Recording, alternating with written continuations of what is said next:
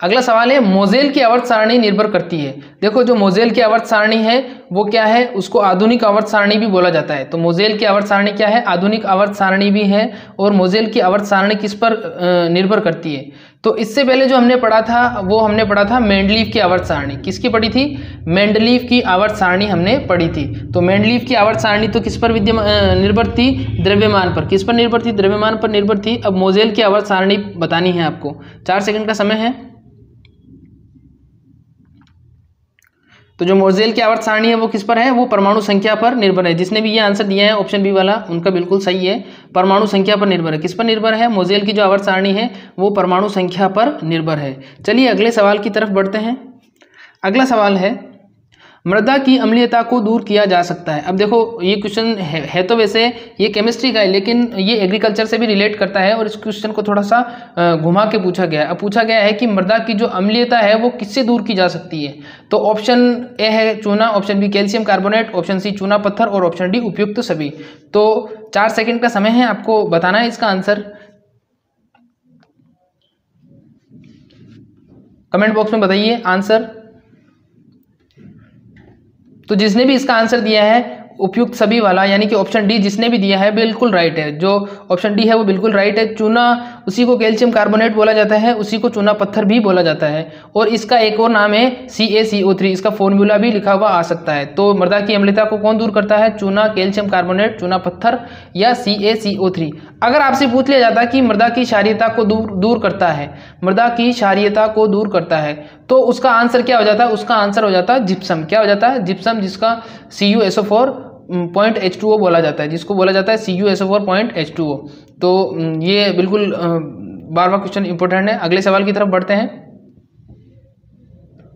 अगला सवाल है क्वेश्चन नंबर 13, निम्न में से सफेद सोना किस तत्व को बोला जाता है। सफेद सोना किस तत्व को बोला जाता है। ऑप्शन ए चूना, ऑप्शन बी चांदी, option C platinum, option D सफेद फास्फोरस।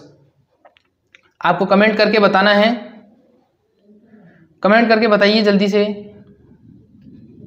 4 सेकंड का समय है। तो जो सफ़ेद सोना बोला जाता है वो किसको बोला जाता है, जिसने भी इसका आंसर दिया है सी बिल्कुल राइट है। जी हाँ बिल्कुल राइट है आपका आंसर, प्लेटिनम। प्लेटिनम को क्या बोला जाता है, सफ़ेद सोना बोला जाता है।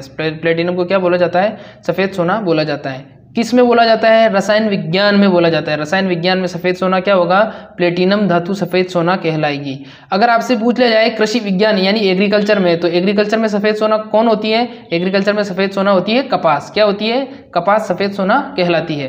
कपास सफ़ेद सोना कहलाती है। और रसायन विज्ञान में जो सफ़ेद सोना कहलाएगी वो कहलाएगी प्लेटिनम, क्योंकि इसका रंग जो होता है सफ़ेद होता है और इसकी जो प्रकृति और इसकी जो वैल्यूएशन होती है वो एक महंगी धातु के रूप में इसको गिना जाता है, इसलिए इसको क्या बोला जाता है, सफ़ेद सोना बोला जाता है। चलिए अगले सवाल की तरफ बढ़ते हैं।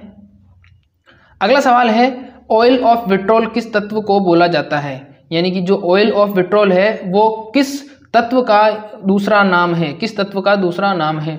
ऑप्शन है सल्फ्यूरिक अम्ल, ऑप्शन बी मरकरी, तांबा और क्लोरीन। 4 ऑप्शन है, आपको 4 सेकंड का समय है, आपको बताना है कमेंट बॉक्स में 4 ऑप्शन 4 सेकंड, 4 ऑप्शन 4 सेकंड जल्दी से बताइएगा।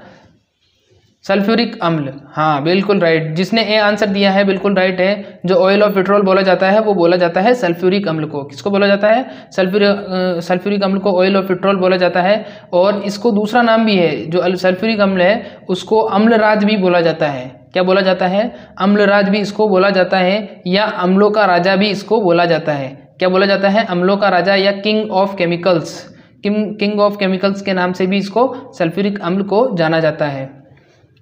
अभी सबके जवाब देंगे, कमेंट के बाद में सबके जवाब देंगे। पहले देखिए आप, ऑयल ऑफ विट्रोल किस तत्व को बोला जाता है, सल्फ्यूरिक अम्ल को। अम्लराज भी इसको बोला जाता है और किंग ऑफ केमिकल्स भी बोला जाता है। अगला सवाल है क्वेश्चन नंबर 15, परमाणु सिद्धांत किसने दिया था। परमाणु सिद्धांत किसने दिया था, परमाणु सिद्धांत किसने दिया था। Option A John Dalton, option B Rutherford, option C Albert Nobel और ऑप्शन डी थॉमसन। तो परमाणु सिद्धांत किसने दिया था बताना है आपको, जल्दी से बताइए। 4 ऑप्शन 4 सेकंड, 4 ऑप्शन 4 सेकंड जल्दी से बताइए। परमाणु सिद्धांत किसने दिया था, John Dalton, Rutherford, Nobel, Albert Nobel और थॉमसन। 4 ऑप्शन 4 सेकंड जल्दी से बताइए। जो परमाणु सिद्धांत दिया था वो किसने दिया था, परमाणु सिद्धांत दिया था जॉन डाल्टन ने। परमाणु सिद्धांत किसने दिया था? जॉन डाल्टन ने दिया था। और परमाणु सिद्धांत क्या है? सिद्धांत के अनुसार क्या है? परमाणु होता है सबसे छोटा अणु, जो तत्व का सबसे जो छोटा कण होता है वो परमाणु कहलाता है। परमाणु में एक नाभिक होता है और नाभिक के चारों ओर चक्कर, कुछ तत्व होते हैं, कुछ कण होते हैं वो चक्कर लगाते हैं। क्या होते हैं? कुछ कण होते हैं वो चक्कर लगाते हैं। तो ये क्वेश्चन था। अब देखो एक क्वेश्चन यहाँ पर और आ रहा है मुझे, अगर आपसे पूछ लिया जाए कि इलेक्ट्रॉन पर कौन सा आवेश होता है, तो इलेक्ट्रॉन पर कौन सा आवेश होता है? इलेक्ट्रॉन पर आपको जो आवेश होता है वो होता है ऋणावेश। इलेक्ट्रॉन पर कौन सा आवेश होता है? ऋणावेश होता है, धनावेश नहीं करना है आपको।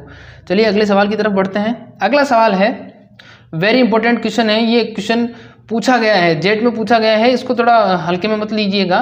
क्वेश्चन है, अम्लीय वर्षा जल का पीएच मान होगा। अम्लीय वर्षा जल का पीएच मान होगा। देखो यहाँ पर अम्लीय वर्षा दी गई है, यहाँ पर सामान्य वर्षा नहीं दी गई है, अम्लीय वर्षा दी गई है। देखो 4 ऑप्शन है, 4 सेकंड है, 4 ऑप्शन 4 सेकंड। जल्दी से आपको कमेंट बॉक्स में लिखकर बताना है इसका आंसर। 4 ऑप्शन 4 सेकंड, जल्दी से बताइए। जी बिल्कुल राइट है, ए ऑप्शन बिल्कुल राइट है। जिसने भी ए ऑप्शन दिया है 5.5 वो क्या है? बिल्कुल राइट है। अब देखो यहाँ पर थोड़ा सा दिमाग लगाते तो क्वेश्चन को आप, अगर आंसर आपको नहीं भी आ रहा होता तो भी आप इसको राइट कर सकते थे। देखिए सबसे पहले क्या है, जो पीएच स्केल होती है उसमें जो 7 वाला तत्व होता है वो क्या होता है? जहाँ पर 7 वैल्यू होती है वो होता है उदासीन। वो क्या होता है? उदासीन होता है। और 7 से कम की जितनी भी वैल्यू होती है वो होती है अम्लीय। 7 से कम की जितनी भी वैल्यू होती है वो क्या होती है? अम्लीय होती है। और 7 से ऊपर की जितनी भी वैल्यू होती है वो क्या होती है? क्षारीय होती है। तो यहाँ पर देखो ये जो तीनों हैं ये क्षारीय हैं और ये वाली क्या है? ये अम्लीय है। तो अम्लीय वर्षा का पीएच मान कितना होगा? अम्लीय वर्षा जल का पीएच मान होगा 5.5। उम्मीद करता हूँ आपको वीडियो पसंद आ रहा होगा। एक बार फिर से सुनिए, एक बहुत ही इंपॉर्टेंट सूचना है। देखो इस वीडियो के लास्ट में मैं 3 ऐसे क्वेश्चन बताऊंगा आपको, ऐसे रामबाण सवाल बताऊंगा आपको। ये सवाल आपको समझ में भी आएंगे और कभी भूलोगे भी नहीं। और ये हर कॉम्पिटेटिव एग्जाम में पूछे जाते हैं, केमिस्ट्री से रिलेटेड हैं। और केमिस्ट्री के अलावा अगर आप अदर कॉम्पिटेटिव एग्जाम भी देते हो तो उसमें भी ये सवाल पीछे पूछे गए हैं। तो इस वीडियो को ध्यान से देखते रहिए और जो आपके फ्रेंड्स है उसके साथ भी इस वीडियो को शेयर करिए, लिंक को शेयर करिए। और मैं ये कहना चाह रहा था आपसे कि ये हमारा प्राइमरी चैनल है, हमारा एक सेकेंडरी चैनल और है जिसका नाम है इंपीरियल एग्रो क्लासेस। देखो ये यहाँ पर वीडियो शो, फोटो शो हो रही है। तो इस चैनल पर जाकर भी आप लाइव क्लासेस ले सकते हैं। इस पे रोज़ाना लाइव क्लासेस होती हैं, तो वहाँ पर जाकर आप लाइव क्लासेस लीजिए और उस चैनल को भी सब्सक्राइब करिए। ये वो जो चैनल है वो इसी का छोटा भाई चैनल है, तो उसको भी सपोर्ट करिए आप, ताकि आपको अच्छा स्टडी मटेरियल मिलता रहे। और साथ में मैं इस वीडियो के डिस्क्रिप्शन में एक लिंक दूंगा आपको, जीव विज्ञान के 50 मोस्ट इम्पोर्टेंट क्वेश्चन है। वो क्वेश्चन आप बिल्कुल एक बार भी उसको मिस मत करना, उस वीडियो को पूरा देखना। वो क्वेश्चन आपको इतनी आसानी से समझ में आएंगे और इतने इंपॉर्टेंट क्वेश्चन है। उस वीडियो को मैंने बड़ी मेहनत से बनाया है, 35-36 मिनट की वो वीडियो है। वो आपके लिए बहुत ही रामबाण साबित होगी। तो चलिए आगे चलते हैं। अगला सवाल है, देखो अब पीछे जो क्वेश्चन था वो था अम्लीय वर्षा, अब पूछा है साधारण वर्षा।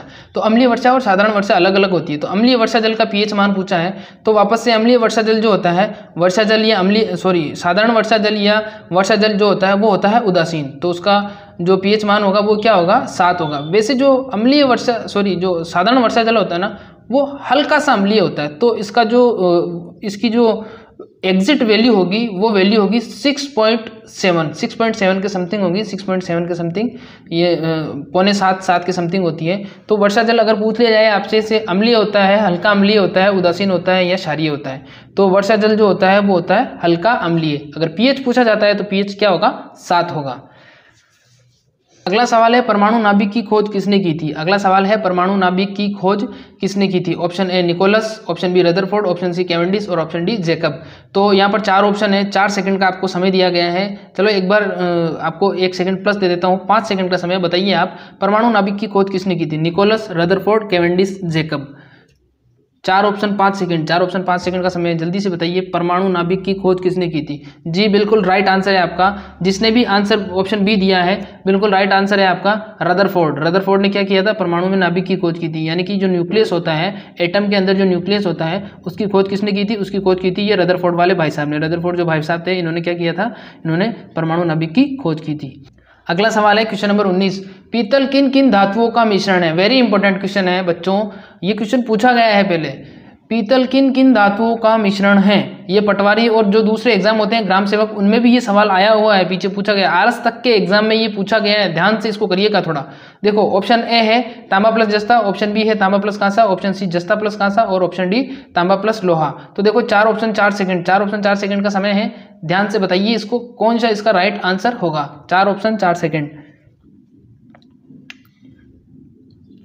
जी बिल्कुल बिल्कुल राइट है आपका आंसर। बिल्कुल जिसने भी आंसर दिया है 19 नंबर का आंसर दिया है ऑप्शन ए, वो बिल्कुल राइट आंसर है।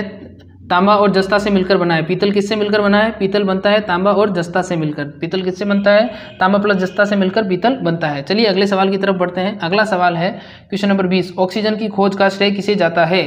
क्वेश्चन नंबर 20 है ऑक्सीजन की खोज का श्रेय किसे जाता है। Option A Nicholas, option B Priestley, option C Cavendish और ऑप्शन डी जैकब। तो इसका आंसर बताना है आपको कमेंट बॉक्स में। 4 second 4 second 4 option, 4 second 4 option है, 4 ऑप्शन 4 सेकंड का समय है। आंसर टाइप करिए जल्दी से। हो सकता है मैं 4 सेकंड की जगह आपको 3 सेकंड ही दे रहा हूँ, क्योंकि थोड़ा फास्ट बोलने की आदत है मुझे। तो करिए आप कमेंट। जी बिल्कुल, जिसने बी ऑप्शन दिया है, बी वाला ऑप्शन जिसने आंसर दिया है प्रिस्टले, बिल्कुल राइट आंसर है। प्रिस्टले बिल्कुल राइट आंसर है। ऑक्सीजन की खोज का श्रेय किसको जाता है? प्रिस्टले को जाता है। रे भाया थारो ध्यान किधर है? किधर है? वीडियो पूरी देख के जाइएगा एक बार। तो देखो आंसर क्या है, आंसर बी प्रिस्टले। प्रिस्टले बिल्कुल राइट आंसर है। एक बार फिर से सुन लीजिए। अभी तक अगर आपने इस चैनल को सब्सक्राइब नहीं किया है तो agri by Manoj sir channel को जरूर सब्सक्राइब करिए। और इसका जो छोटा भाई है, इसका जो छोटा भाई वाला चैनल है, वो चैनल है इंपीरियल एग्रो क्लासेस, उसको भी सब्सक्राइब करिए। वहाँ पर भी बहुत अच्छी अच्छी वीडियोस अपलोड होती है। वहाँ पर जो अपलोड होने वाली वीडियोस हैं वो केमिस्ट्री और बायोलॉजी की ज़्यादा होती है। तो प्लीज़ वीडियो को लाइक करिएगा, चैनल को सब्सक्राइब करिएगा। और इस वीडियो के डिस्क्रिप्शन में आपको लिंक मिल जाएगा, वहाँ से आप इंपीरियल एग्रो क्लासेस को सब्सक्राइब करिएगा। और साथ में आपको 2 लिंक और दूंगा मैं, एक केमिस्ट्री की वीडियो का और एक बायोलॉजी की वीडियो का, जो सैम्पल वीडियोस हैं बहुत अच्छे तरीके से बनाई हुई हैं, उनको भी आप देखिएगा और फिर चैनल को सब्सक्राइब करिएगा। तो चलिए आगे चलते हैं। अगला सवाल है क्वेश्चन नंबर 21, मृदा किस प्रकार का मिश्रण है। मिट्टी यानी कि मृदा यानी कि रेत किस प्रकार का मिश्रण है। ऑप्शन ए समांगी, ऑप्शन बी विषमांगी, ऑप्शन सी सरल और ऑप्शन डी जटिल। तो देखो 4 ऑप्शन 4 सेकंड का समय है। 4 ऑप्शन 4 सेकंड का समय है। जल्दी से बताइए मृदा किस प्रकार का मिश्रण है। मृदा किस प्रकार का मिश्रण है। ऑप्शन ए समांगी, ऑप्शन बी विषमांगी, ऑप्शन सी सरल, ऑप्शन डी जटिल। मृदा किस प्रकार का मिश्रण है, कमेंट बॉक्स में करके बताइए। 4 सेकंड का समय है। 4 सेकंड का समय है, जल्दी से बताइए। जिसने भी ऑप्शन ए दिया है, ऑप्शन ए बिल्कुल राइट आंसर है, समांगी। मृदा किस प्रकार का मिश्रण है, समांगी मिश्रण है। देखो मिश्रण 2 प्रकार के होते हैं। मिश्रण कितने प्रकार के होते हैं? मिश्रण 2 प्रकार के होते हैं। एक होता है समांगी मिश्रण, एक होता है विषमांगी मिश्रण। जो समांगी मिश्रण होता है उनमें कौन कौन से तत्व पाए जाते हैं? उनमें मुख्य रूप से केमिकल या रसायन वाले तत्व पाए जाते हैं, जिनको अलग अलग नहीं किया जा सकता और जिनकी जो प्रॉपर्टी होती है वो अलग अलग होती है। और जो विषमांगी मिश्रण होते हैं उनकी सबकी प्रकृति क्या होती है? लगभग सेम होती है। लगभग क्या होती है? सेम होती है। तो जिसने भी राइट आंसर दिया समांगी ए मिश्रण बिल्कुल राइट है। चलिए अगले सवाल की तरफ बढ़ते हैं।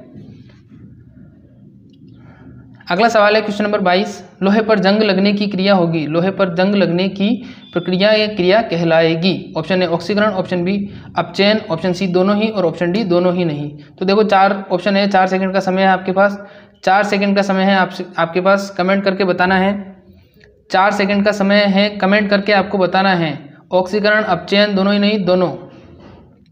वेरी इंपॉर्टेंट क्वेश्चन है, लगभग सारे एग्जाम्स में पूछा गया है, आपको बताना है।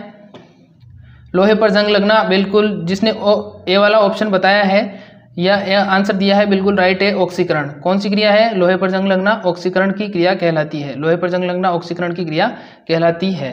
चलिए अगले सवाल की तरफ बढ़ते हैं। अगला सवाल है सबसे भारी धातु कौन सी है। सबसे भारी धातु कौन सी है? सबसे भारी, ये हमारे चैनल का लोगो है, ये देखिए ये हमारे चैनल का लोगो है इंपीरियल एग्रो क्लासेस के नाम से। बस इसका कलर पीला मिलेगा आपको यूट्यूब पर, बाकी सेम है। और ये क्वेश्चन है क्वेश्चन नंबर 23, ओस्मियम, लोहा, लिथियम और लूनर डस्ट। सबसे भारी जो धातु है वो कौन सी है? ओस्मियम, लोहा, लिथियम और लूनर डस्ट। कमेंट करके बताना है आपको, कमेंट बॉक्स में कमेंट करके बताइए। 4 ऑप्शन 4 सेकंड का समय है, कमेंट करके बताइए। जी, जिसने भी ऑप्शन ए दिया है आंसर बिल्कुल सही है। ओस्मियम, ओस्मियम सबसे भारी धातु होती है। ओस्मियम क्या होती है? सबसे भारी धातु होती है। अगर आपसे पूछ लिया जाए सबसे हल्की धातु कौन सी होती है, तो सबसे हल्की धातु कौन सी होगी? सबसे हल्की धातु होगी लिथियम। लिथियम क्या होगी? सबसे हल्की धातु होगी, और जो ओस्मियम है वो सबसे भारी धातु होगी। चलिए अगले सवाल की तरफ बढ़ते हैं। अगला सवाल है, हीरा और ग्रेफाइट किसके अपरूप है या अवरूप है? हीरा और ग्रेफाइट किसके अवरूप हैं? Option A carbon, option B beryllium, option C मिश्र धातु और ऑप्शन डी कोई नहीं। कमेंट करके बताना है आपको। कमेंट बॉक्स में 4 सेकंड का समय है। कमेंट करिए, कमेंट करके बताना है। जी बिल्कुल, जिसने भी ऑप्शन ए दिया है, ऑप्शन ए इसका बिल्कुल राइट आंसर है। Option A carbon. कार्बन क्या है? हीरा और ग्रेफाइट इसका क्या है? अवरूप है। हीरा और ग्रेफाइट किसका अवरूप है? कार्बन का अवरूप है। हीरा और ग्रेफाइट क्या है? कार्बन के अवरूप है, और कार्बन इसका सही आंसर माना जाएगा। अगला सवाल है, वेरी इंपॉर्टेंट क्वेश्चन है, परमाणु की त्रिज्या को व्यक्त करने की सबसे उपयुक्त इकाई है। परमाणु की त्रिज्या को व्यक्त करने की सबसे उपयुक्त इकाई है, आपको बताना है। ऑप्शन 4 सेकंड का समय है। कमेंट करके बताइए। Reactor, Fermi, Mercalli, micron. Reactor, Fermi, Mercalli, micron, कौन सा इसका सही आंसर होगा? बताइए, कमेंट करके बताइए। जी बिल्कुल, जिसने भी ऑप्शन बी वाला आंसर दिया है फर्मी, बिल्कुल राइट आंसर है। जिसने भी बी आंसर दिया है बिल्कुल राइट आंसर है फर्मी। फर्मी इसका राइट आंसर होगा। परमाणु की त्रिज्या को किससे व्यक्त किया जाता है? फर्मी से व्यक्त किया जाता है। किससे व्यक्त किया जाता है? फर्मी से व्यक्त किया जाता है। अगले सवाल की तरफ बढ़ने से पहले प्लीज़, अगर आपने अभी तक भी इस चैनल को सब्सक्राइब नहीं किया तो इस चैनल को सब्सक्राइब करिए। इसके बाद में आप इस वीडियो को पूरा देखने के बाद में इसके डिस्क्रिप्शन में आपको जाना है। डिस्क्रिप्शन में जाने के बाद में आपको क्या करना है? आपको जो हमारा चैनल का लिंक है उस पर जाना है। वहाँ पर जाने के बाद में आपको केमिस्ट्री और बायोलॉजी की वीडियोज़ मिल जाएंगी, उन वीडियो को देखना है। उन वीडियो को देखने के बाद में प्लीज़ उस चैनल को भी सब्सक्राइब करें, वहाँ पे भी अपना सपोर्ट दिखाएं, ताकि आपको केमिस्ट्री और बायोलॉजी की अच्छी वीडियोस प्रोवाइड हो सके।